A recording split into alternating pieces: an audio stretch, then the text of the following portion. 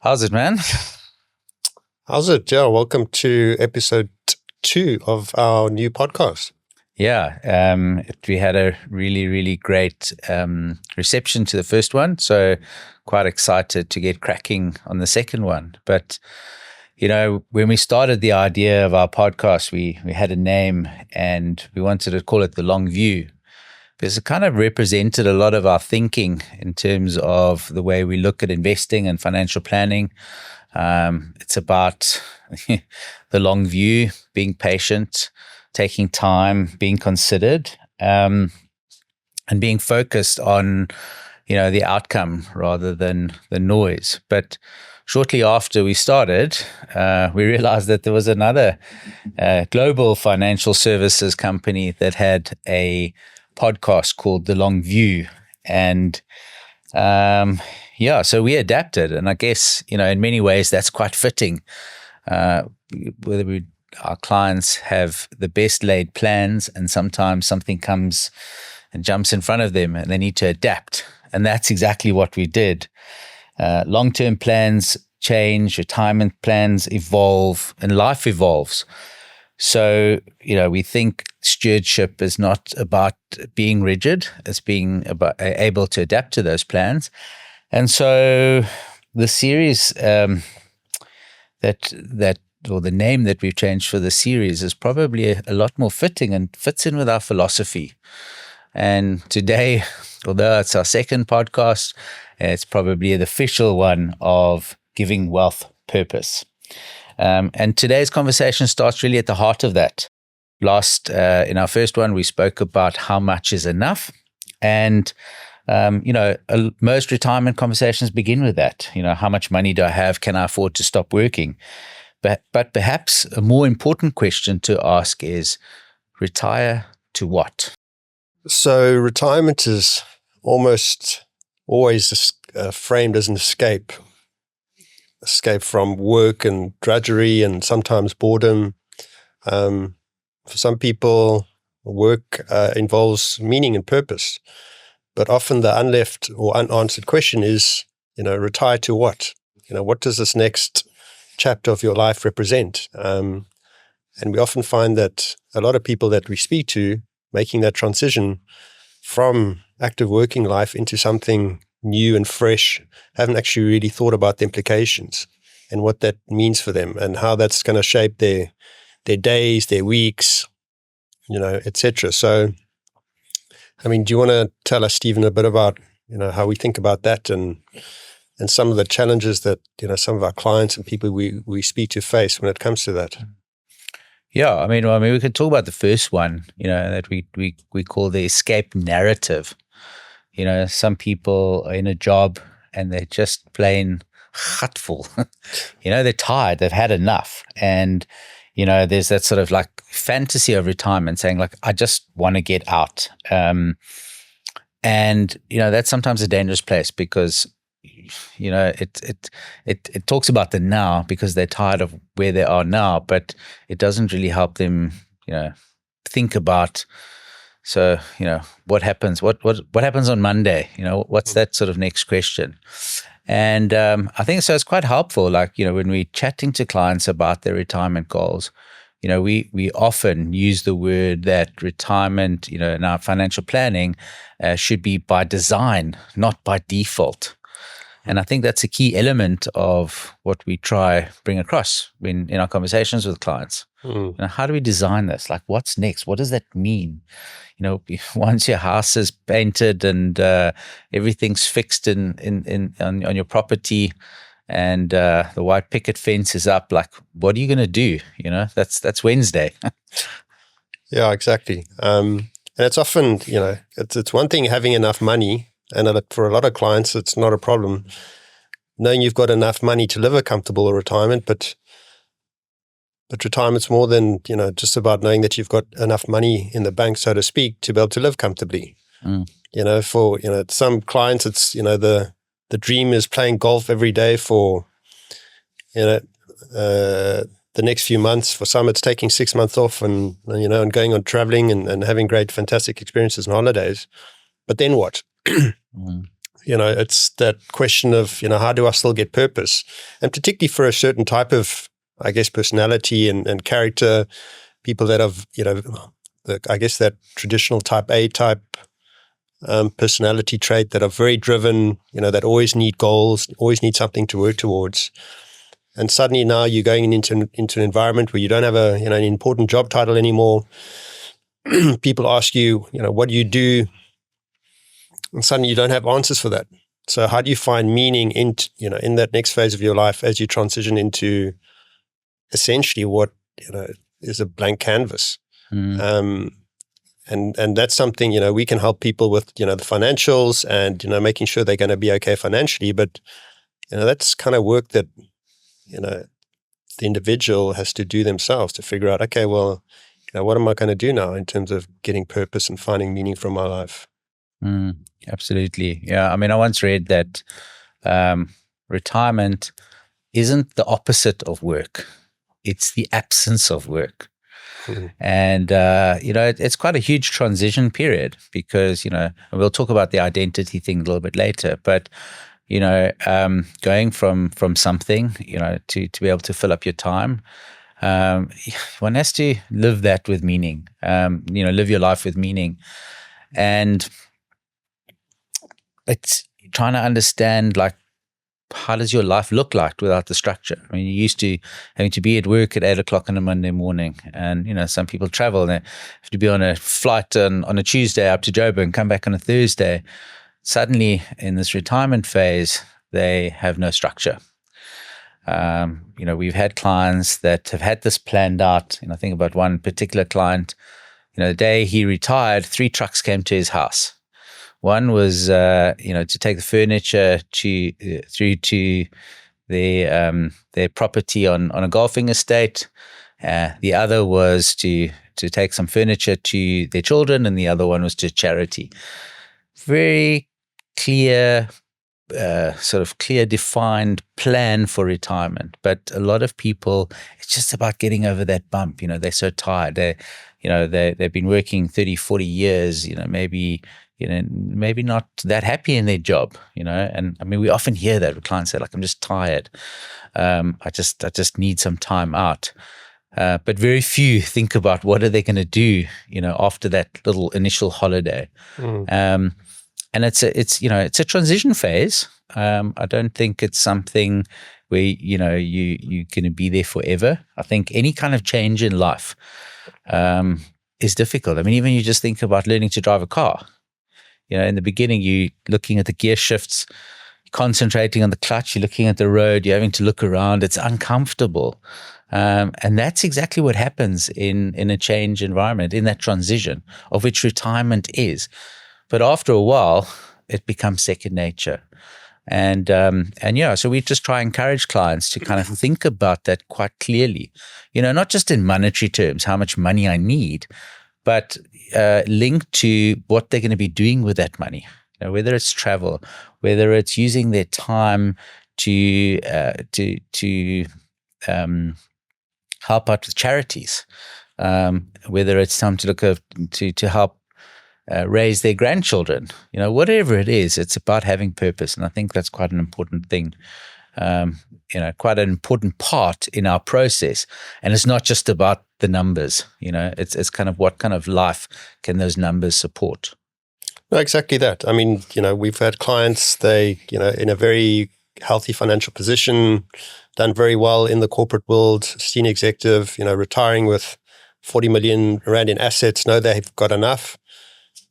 But then, what happens come, Monday morning when they don't have that purpose and work and job to go to anymore. And that's difficult for some people to deal with. And I think you said something important there about structure. A lot of us, or a lot of people, like to moan about their jobs, their careers, because it's stressful, or you've got a horrible boss, or, whatever the case is. And, you've got this kind of idyllic view of what retirement might, entail, endless free days, do what you want.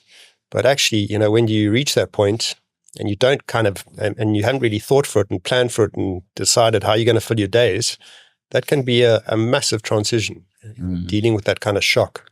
So being deliberate, thinking about it, planning for it, understanding, for some people it's easier than for others. Some people have got, natural hobbies and networks and things that they can quite easily fill their time with. So everybody is different. But, for some people it's really difficult. And it's something you've got to think about beyond just the finances, beyond just the monetary side. And yeah, talk to your spouse, talk to family, give it some thought. And you don't have to have all the answers yet, but, just think through those, first few months, first year or two, and kind of keep an open mind as to the kinds of things you can do to fill your time. We find is quite helpful. I think what you're saying, I mean, it's with like a lot of things in life, a lot of clients and even ourselves in our own personal lives, we're so focused on getting to that point. It's that retirement date. It's that cycle race, that marathon that we're going to run. We're so focused getting to that date, but we don't imagine what it's like when we're actually there and how we might feel. And just again, I just come back to that saying that we maybe overuse in our conversations around, retirement should be crafted by design and not default. Carl Peter, you touched on a point earlier on about identity risk. Work we find provides a lot more than just income. It's that identity, it's who you are, it's the structure, it's a social connection. We spend a lot of time at work with our colleagues and the people around us in the environment. And suddenly, when you get to that retirement date, it's kind of like, it's like being punched in the face by Mike Tyson, we'll get to that later. But, all of a sudden it kind of stops. And I've seen this before, just in people's personal lives, but also in instances where, and I'm going to generalize here now, you have, one person who's been the strong, career-driven person, maybe a spouse is at home. That spouse has had a life, is involved in the community, does things, and all of a sudden, you talk about that Monday morning, you get home, and you're no longer the CEO, you're no longer that important person, you no longer have that title, you just rank as an ordinary person at home. Yeah, exactly that. And, you suddenly go from, having status, having importance, having a title, having, I guess, prestige and recognition in your social circles. And suddenly now you're going to dinner parties and meeting new people, and they go, what do you do? And, how do you answer that as somebody, when you used to say, well, CEO of this, or, so that status, that sense of importance, that, I guess, that title that you used to have as a result.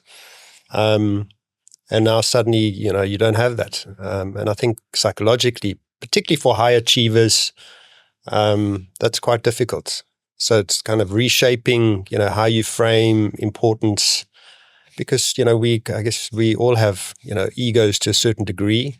And when you've had important positions, run companies, done things like that, yeah, going from that to now just being, a retiree, I think for a lot of people that's quite difficult.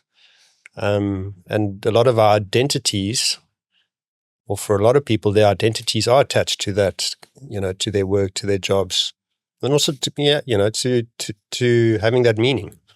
And you don't have that anymore. And then to your point as well, now you at home potentially with, your spouse. And now you're spending all your time together, which potentially you didn't always do before. So that might also cause an adaptation or some friction, adjusting to being in each other's space, a lot more. For some people, that's kind of, it's a tricky time. So that identity piece, is super important. And again, personalities are different, people are different. But, for some, it's quite a challenge. and something you've got to think about, navigating. Where else can you get your meaning and an identity from now? So, and yeah, again, something that we see happen quite often, with some of our clients. What now? I can share, a sort of a personal story with a family member. Spent 40 years working in corporate life. His wife had stayed at home, was a teacher, and looked after children. And when he came home after retirement, hadn't really thought much about after that sort of, that Monday. House got painted, all the job jar got emptied. And then it was like, now what? And I remember the story of like him going to Pick and Pay with his wife. She's going shopping. He said, okay, well, I'll come along as well. They're walking down the aisle, and she's putting stuff in the trolley, and he's looking at the price of these things. So a few years ago, he was saying, like, what? 75 Rand a kilo for cheese. Are you crazy? Eventually, his wife said, look, I think you should just stay at home. Like, I've been doing this for 20 years. But it was such an adjustment for him because, on a Monday, she played tennis. On a Tuesday, she was with the ladies doing this, working at the church. And she'd had a life for 20 years. Nothing changed in her life. And so that friction wasn't just him not having a sense of purpose, but it was also her being pushed out of her comfort zone because now she had this little +1 tagging along and annoying her. So, I mean, what do you think the things that you can kind of do, like if we have conversations with clients, like to kind of prepare them for this? I mean, I know a lot of corporates back in the day used to do these like retirement workshops, like 5 years before their retirement. One we used to present was called Later Life. What sort of things would you think would be important for us as financial planners to kind of open up that thought process to clients going through to retirement? Yeah, I mean that's a super interesting question. I mean, I think one of the key principles or foundations of a happy life or a meaningful life are always to keep learning. What new things can I learn? What new skills can I learn? It's never been easier now with things like YouTube and all sorts of things out there. New technology, staying informed, learning new skills. So that, you feel you're still, you're staying knowledge and relevant, your mind, your brain is staying engaged. I know we've had clients, things like, there's that course that UCT used to run, the University of the First Age or something, Yes. where you can sign up for different courses, learn new skills, things like that, kind of on a similar principle. We, clients, particularly guys who've, come out of business environments, execs, CEOs, look at maybe some kind of, mentorship programs, how they can help other, people trying to, grow and develop their businesses. So I think there are lots of, little things that, people can potentially look at to feel like they're staying engaged, contributing, getting involved in your community, I live in a small village. We've got a lot of kind of social projects, that people can get involved in. For example, see a lot of the retirees in our village kind of doing that kind of thing. So it's exploring all those kinds of things so that, it doesn't have to be something that you do, every day. Maybe you can still sit on some boards of companies, but finding a few little, I guess, projects or activities or things that you can learn so that, you've got things to look forward to during, the course of your days and weeks. So you're just not waking up every day going, now what kind of thing, One thing that's always struck me was, usually people retire at like the pinnacle of their career. They have 20, 30, 40 years worth of knowledge banked in their brains. And, and sometimes corporates force them into retirement because they're an expensive resource. But, they are a resource, they have decades of knowledge. And it seems so sad to me sometimes that it just kind of ends. And so I wonder if there are, if there's opportunities where, like you say, you can get involved in a mentorship where you can sort of transfer that knowledge and experience that you've had to the sort of up and coming younger generation. I once read somewhere in South America, there was, I don't know if it was in a company or just like the country. The details aren't that important, but the principle remains important. Is they allowed people to take as many days leave as they liked. They weren't restricted to their annual leave. And the condition was, if you took those days of leave, you had to give them back pro bono after you retired. And I thought that was such a nice way to balance like that work-life, balance, while you're working, but also to be able to transfer that knowledge when people retire, because it's a knowledge drain. Yeah, exactly. I mean, and I think that's kind of becoming even more prevalent now, that knowledge gap between what you learn in formal education at school, at university, versus, real world application, and how to make businesses run and succeed with new technologies and what have you.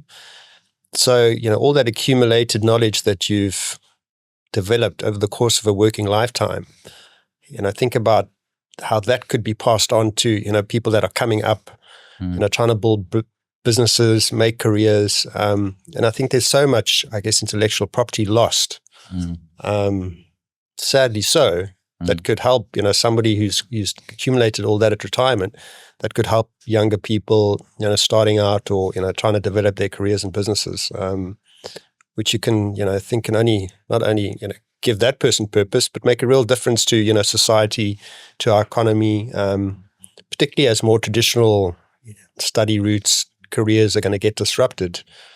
That practical application of how to do things, build businesses, have useful skills beyond just what you learn in, traditional teaching environments like universities and schools, I think is going to become even more important.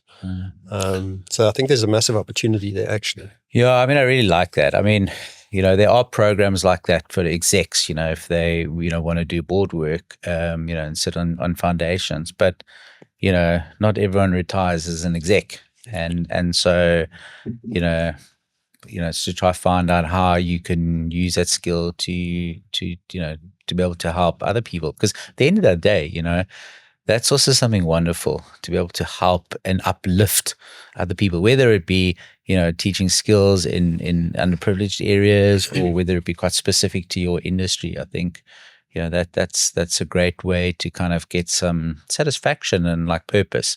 And like you say, it doesn't have to be jumping into a full-time thing. It doesn't have to be, you're doing this for additional money, because, we'd like to think that once people have got to retirement that they're okay, but it's just about that sense of that reason to wake up in the morning. And sometimes we find that clients do this as a transition period. This is not like they want to do this for the rest of their life. So it's kind of a way to step down into retirement. And I've seen this where they do this for a couple of days a week, and then after a while they start enjoying those off days in retirement.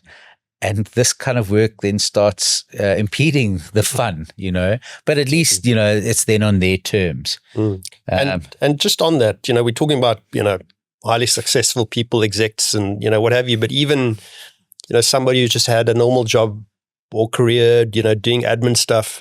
I mean, we see the opportunity in our business now, thinking, there's scope for people like that who've got knowledge, who've got skills, that we could potentially, even if you employ them on a half-day basis or on a part-weekly basis. And I think there are loads of small businesses looking for that kind of skill set too. So for people that are, in that position, retiring, whether they're just looking for a bit of extra work, want to make a bit of extra money, stay involved, stay connected. So I think it's, it applies across the spectrum, whatever kind of skills you've accumulated, those are skills potentially you can pass on, teach others, if you want to, as a method to stay engaged. Are you plugging now for a job vacancy now? Check our website out, please. We're looking for good people. Yeah, I think, so it's that identity thing remains quite important. And I think, We see the same, in other aspects of life. It's not just the transition of retirement. It's also when, couples get divorced. Suddenly they were somebody's significant other, and they've, spent their whole life, or even, you've been a mother or a father, and you sort of like your whole life is revolved around that. And quite often it coincides with retirement because, that time your children are moving to university or moving out of the house, and there's that loss of identity there. So, I think when we're looking at financial planning, it's really important to look beyond the numbers. And I think that's something that we try, have decent, meaningful conversations with quite often. It's not just about the spreadsheet. It's beyond those numbers. And I mean, just to sum it up, I guess the question is, who are you when no one asks what you do? Wow. Okay, so if we kind of shift now in terms of what else we see sometimes happen when people move into retirement and they're not really clear on their purpose, is that sometimes their behavior actually becomes quite erratic. For example, suddenly they want to, they've got all this time, they want to spend all this money. Let's redo the house. Let's go on this, amazing overseas trip. And then suddenly they've done this for a year or two, markets fall. And then they suddenly panic because, all this money that, they had or they thought they had is suddenly gone. Or some people become super conservative in retirement, I guess worried about having enough. So they don't want to spend money. They don't want to enjoy themselves. So some people suddenly start watching their portfolios every day. What are the markets doing? How's this going to impact things? So those behavioral aspects that, we see clients adopt, once they now move into retirement, once they've got more time, that can also kind of have significant implications for, for their retired life. What are your thoughts around that? Well, I suppose that's where that, it's kind of a flow over from the identity risk, because that translates into capital risk. Again, the thing comes up in my mind around, what does it go? Failing to plan is planning to fail. Yeah, okay. And it's okay to spend money, So we often see those two polar opposites. Some people go on that spending rampage because suddenly there are big lump sums available, and it seems like a lot. And then others are on the opposite side of that. Part of their money story is they see this as like, they're not earning any more income, and so they need to be very conservative and actually don't live their life. Some of our conversations that we have with clients is around, we do a lot of cash flow modeling, and we're quite realistic about our cash flow modeling. We take into account things like inflation. And I think we're a bit, it's a sticky topic around what inflation is in South Africa. So we like to build some fat into that. We take into account things like taxation. We take into account that markets don't move perfectly every quarter or every year. That sequence of return risk. So we look at trying to understand the lifestyle up front. What do they need on a monthly basis? What are the things that they want to do? Build in those travel plans, build in replacement of cars. I mean, I do think, on the sideline, we should have a travel business and a car dealership, because we seem to be encouraging people to do that. But that's realistic, right? At some point you're going to need to replace your car. A lot of our clients have children overseas. And by implication have grandchildren overseas, and they want to spend time with them. And so we build that into their retirement plan, their cash flow modeling. And we kind of built those guardrails, because if you have that confidence and that clarity to know that you can spend money without feeling guilty, then it brings a calmness to clients. So I think there are a lot of those things. It's being clear, doing the calculations, and calculations are only as good as the assumptions and that you put in that model. But that's why you need to regularly be reviewing that to understand if it's still sustainable when markets move. If you have a negative return, we have these conversations with clients. We're almost telling them we're going to guarantee that markets are going to recover. So we have intelligent conversations with them. We hold their hands. We try to take out the emotion out of those conversations. And it's about having a plan. Yeah, exactly that. I mean, I think the importance of having the plan is it gives people a framework from which to make decisions. So once you understand the plan and you've taken into account these factors from, allocating capital for that overseas holiday you want to take every year, for example, you want to buy that new car every few years, you've made provision for, things potentially that can go wrong. So then people know we've got that plan, we've made provision for that. So we don't need to then constantly be worried and focus about, what's happening in the markets, all the headlines like we're seeing now, which we'll speak about separately. But that plan is just to give people that sense of comfort, because I love that quote that I read recently. One of the most dangerous investors or retirees is a bored one. She's a bored one. Yeah, when you've got too much time on your hands, when you've got too much time to think, looking at, logging into your portfolio every day to see what's happening. We've just got to understand, life happens, markets happen. There's nothing really we can do to change the world around us. We can only control our response, and we want to give clients and the people that we deal with the confidence to know that, over time, things are going to be okay. There's always stuff happening in the world. There's always stuff to worry about. So let's focus on controlling the controllables. We have the plan, we have the strategy. That doesn't mean that plans and strategies don't have to get amended from time to time. We need to be flexible with that because, circumstances can change. Things can change.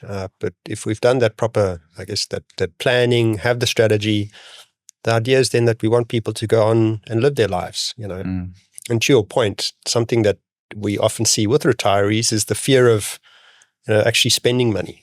They don't want to spend money because they're worried about, number one, is my money going to last? Even when we tell them they've got enough money to live a comfortable retirement.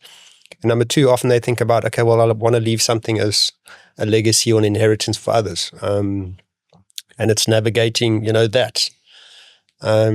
So there's no better feeling than, when we do reviews or have conversations with the clients and we actually tell them, listen, go out and spend a bit more money. You can take that overseas trip. You can do all these things. Don't hold back. And that's one of the things that actually gives us a lot of, joy and pleasure in what we do. Obviously, rather than the reverse. And people also have to understand sometimes, you have to tighten your belts and watch what you spend and, don't be silly. Don't remodel the whole house, when it doesn't make sense and, things like that. But, we're there to guide with those conversations and to show, like you always like to say, show people what's actually possible. Show people what's possible and show people what's also realistic, because you've also got to be realistic in the conversations that, that you have with people.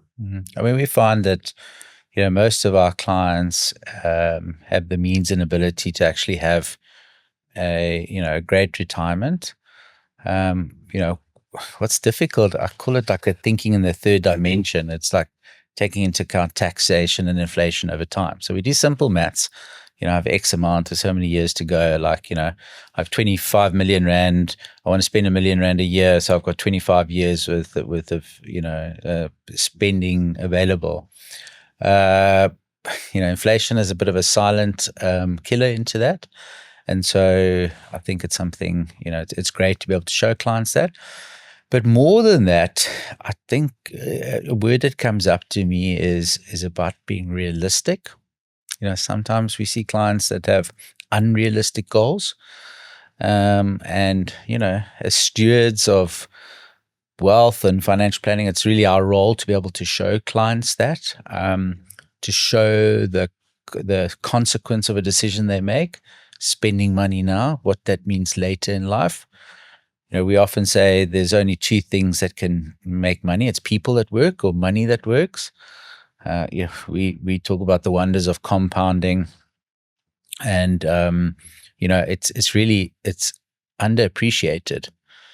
But, showing cash flow models, and again, they're just models, they're assumptions, but they kind of put things into perspective to be able to allow clients to see the impact of the decisions they make. For me, obviously, is what I really love the most is getting clients to see that possibility that they can actually live a different life, a more fulfilled life. When their money story told them otherwise, having children, grandchildren overseas, and them not seeing the ability that they can actually afford to do it once a year travel or once a year pay for your family to come to South Africa. Quite often that's cheaper. But those are the real life meaningful dials that we can turn with clients, is to help them see those possibilities. But like you said, it comes back to a framework. That's important. Always having that framework. Mm-hmm. I think there's a Warren Buffett quote about that as well, saying, along the lines of investing, we don't need a stratospheric IQ. Really, we just need a framework in which to make decisions by. And so if it's good enough for Warren Buffett, it's got to be good enough for us as well. So if we kind of want to leave something, in this sort of section, it's kind of a saying, capital without direction tends to leak. And, that's just something that we should be mindful of. Well put. All right. So, Carl Peter, we've spoken about, the problem, the retiring to what, what are you going to do on that Monday morning? We've spoken about the identity loss. We've spoken about those behavioral things, but and we touched on it a little bit earlier, but around actually designing that transition. And I'm going to say this again, and for those clients who are listening here, we say this probably in every single session around, retirement planning should be by design and not by default. So, what are some of those other things that, or maybe elaborate on some of the things that we've spoken about, that we can actually create that perfect retirement plan by design? How do we design that? How do we be, thoughtful in crafting that? What are some of those other things that we can put in place? Yeah, so I think one thing is that retirement doesn't need to be an event. It can be a transition. Mm-hmm. So you can almost trial it, over a period of a few months, or, leading up into a period of a few years, because often, people think of retirement as that kind of almost like a fixed date, a line in the sand. That's scary. Yeah. And that's scary. And it actually doesn't need to be that. So, try and potentially take 3 months and transition into retirement and think about, what you're going to do, how you're going to spend your days, how you're going to find meaning, where you're going to get purpose from, and see it almost like as a phase of your life.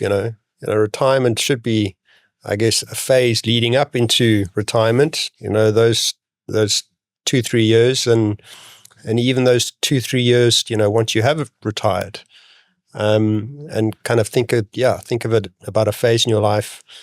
How does that evolve and change? What are you then going to do once you have retired? How are you then going to find meaning? What are the things you can do, like we're talking about? How can you give back? What kinds of things can you get involved in, so that you still have that kind of meaning to your days, have some direction, have the things that you want to do, have the fun stuff, the travel, and, those are all the kind of typical things, but beyond that, what are some of the more day-to-day kind of things that you can do where you can still, I guess, get purpose rather than just have these, days drift by and then, one day drifts into the next and weeks drift into each other and, you just feel bored and frustrated. So that's something I think people underappreciate, and can be more deliberate and conscious about. What are your thoughts? I guess it's framing that retirement is not a destination. It's part of a journey, like you talk about that phase. And, nothing should change with who you are, like you should be able to maybe start doing some of those things that you want to before you retire to kind of make that transition seamless. It's an interesting point you made around like a transition or a step down. Is there a way? A lot of people retire, like in corporate life. We see that they retire and then go back on contract for a little while because maybe their projects aren't finished or they need some of that skill. But it's, how do you craft that? Is it like 3 days a week? Is it full time? You don't want to go from full time employment to full time contracting work. There's no kind of change there. But whether it's half days or a 4-day week or a 3-day week, that's a nice way to transition out of there. And while you're doing that, you start building up that, let's call it post-retirement or that personal life. Life is short as well. We see that. And, for those clients that are still away from retirement, we've had conversations with, when I retire, I'll do X, Y, Z. I'll do these things. I'll get to that. And it's, we try and encourage people to not wait till retirement because you're kind of not guaranteed in that life. Life is really short.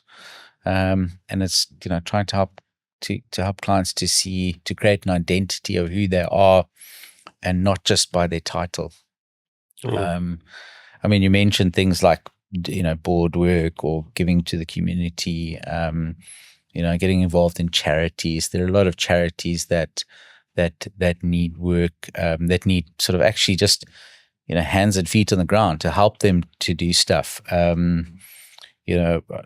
see, like even in our sports club, I belong to a squash club, and the chairperson of the squash club, sort of an ex-executive, had an executive role in her previous working career.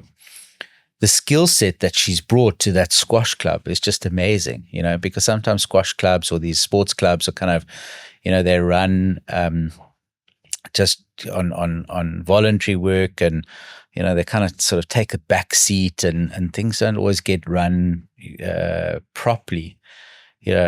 She's done things like upgraded the constitution. Everything gets done to that constitution. She runs that squash club, or the admin of that squash club, like it was a listed company. And at the end of the day, that club is just flourishing. So she's taking those skills that she learned in the corporate life, and she's giving it back to our community, and not just the community in terms of the members, but it's also the community outside in that area. They're giving back. There are a lot of those things. So it's the personal, being able to maybe give back to your career or to your industry that you were in, to other industries.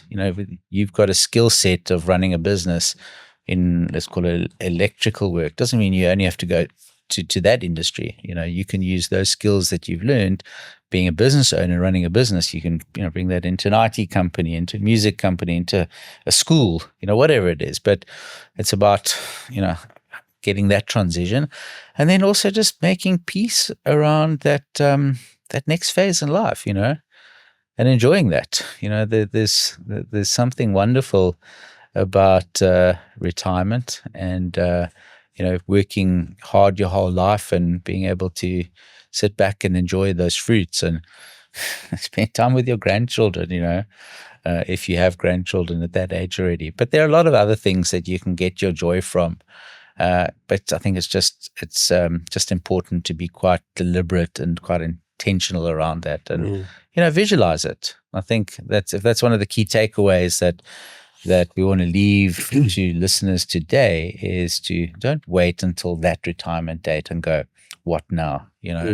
It's about just having some thought, letting your mind go to say, what will you do in that sort of future life? And I think you're actually 3, I think, quite profound questions that people can ask themselves and think about and ponder on.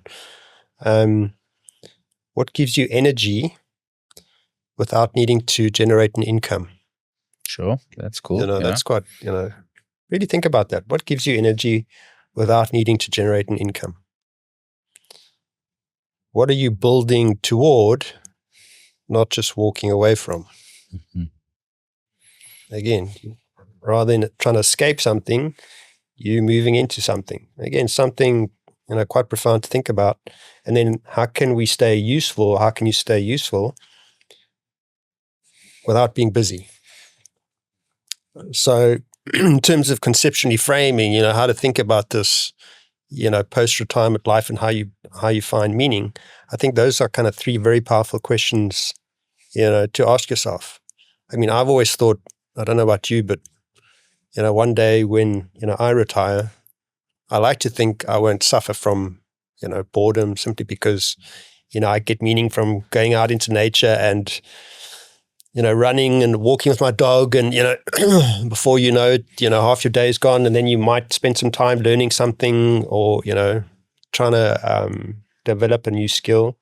But again, everybody is different. And there is no right or wrong answer, but, how can you find that, what gives you energy on a daily basis, beyond work? And you've given some great examples there about, getting involved with communities, with sports, with businesses, giving back. There's so much out there, it really is just a function of our imagination. And sometimes just take some time to reflect and figure that out. Well, copy that. I mean, you're older than me by a couple of months. So, when you retire, you give me some tips. Yeah. I mean, I was thinking about some notes that I'd written down before. It's like, we can model like your drawdown strategy for the next 30 years, but like we can't model someone's purpose. That's something that's their work. You've got to like sit down and just think deeply about that. And wealth without direction is just numbers. Wealth with purpose is a life. So, when I look at something like a sort of a closing topic, and maybe this ties into exactly why the title of our podcast is called Giving Wealth Purpose. We often say this though, giving wealth purpose isn't just about what money can fund, it's about the life that it can enable.